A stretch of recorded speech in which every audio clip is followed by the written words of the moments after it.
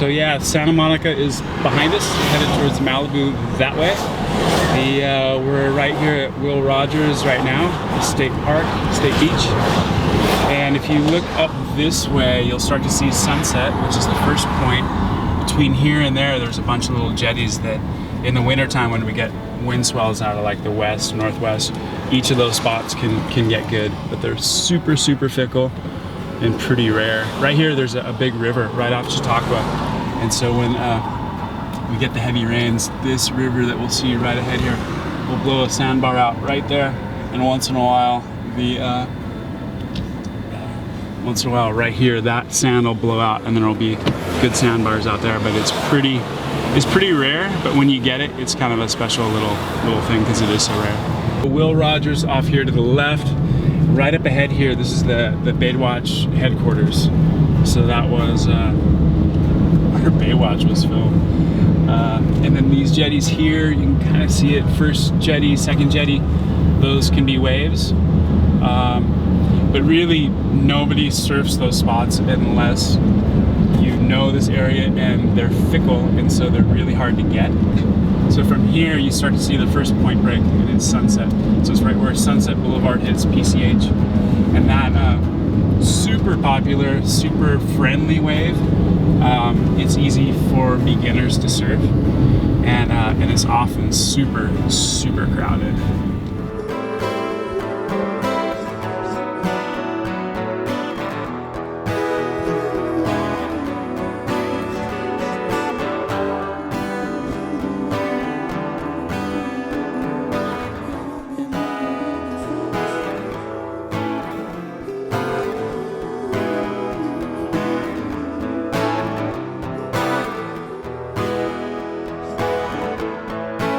Look right out here, that's Catalina Island, right off in the clouds there.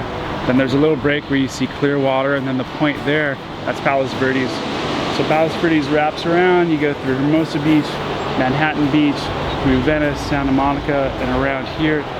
LA is shaped like a bay like that. So we're tucked right in here, and as we look north, we just passed Sunset Boulevard. As we look north, we'll see, this will be the chart house right here. And the point where the guy riding a wave right there, that's Topanga. And that's one of the better waves. If you're directly behind it, that's Point Dume. So that's the entire LA Bay right there, from Point Dume to Palos Verdes. If you look right through the palm trees here, that's Point Dume, all the way out at the horizon line. And then when you come to the foreground, that wave breaking right there is Topanga Point. You can see where the white water is. Nobody's on that way. It's pretty small today, but that's Topanga there, and then when you come in closer, that's Chart House Point, and then you come back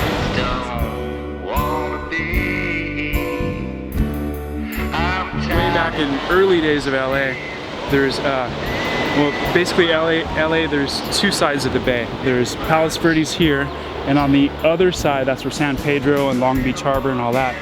So early on, they made the decision that that's where would become the port of LA, on that side. And on this side of the bay is where all the amusement was, where Abbott Kinney created the piers and all the fun zone. So this became the entertainment side, whereas the other side was the port. As they were making that decision, there used to be a pier that went from like Santa Monica by Will Rogers, that went all the way out about a half mile out here, where they would meet the freighters. And the train lines and trucks would go out to do cargo on this side of the bay. Then all the commercial stuff went to the other side. So a little bit of history right there. And if you look this way, look up on the hillside, this beautiful home.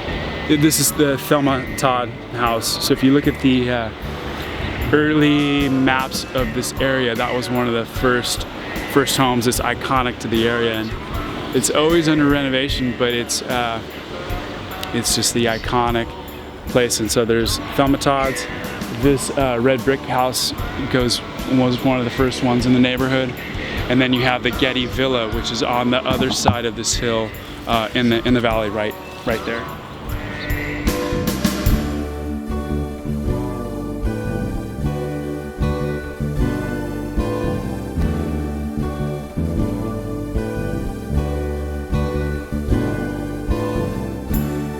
I'm old enough to say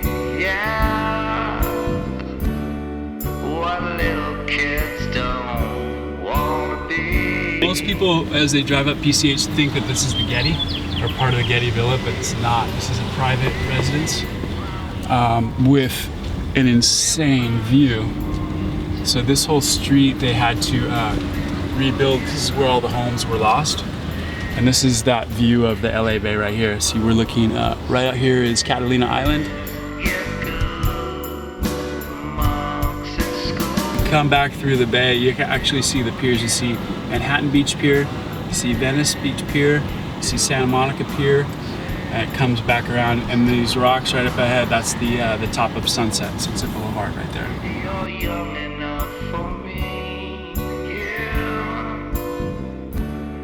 I'm tired, but I can't sleep another day away, away.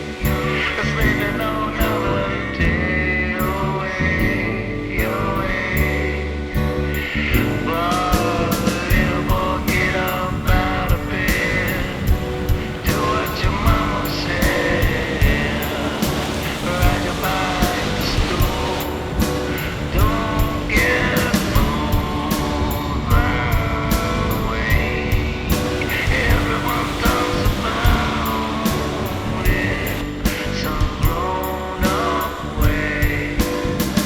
If you look down PCH over there, you see the little footbridge and the white building.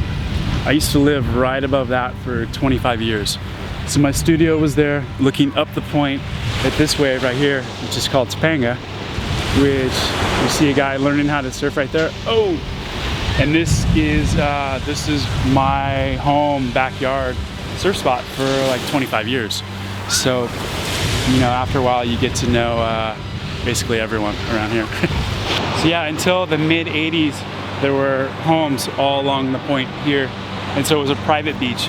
And so prior to that, in the 70s, when localism was kind of heavy, people that weren't from here that tried to park here and surf here, they would get messed with. So like cars would get rolled off the hill, or windshields bashed, tires slashed, you know, you name it. There were no cell phones, there were no like lawyers on call. It was kind of the Wild West.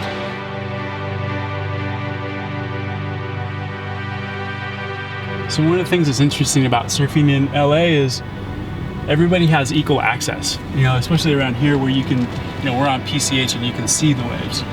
You have Surfline and forecasting to where you know when there's going to be surf, and there's tons of people that live in LA, and so there's tons of people that are locals, you know, tons of people who are here day in and day out, you know, from doctors and lawyers and heads of studios and actors to drug dealers and homeless, and like every walk imaginable of life, you know, they become your buddies. So it's a good tribe.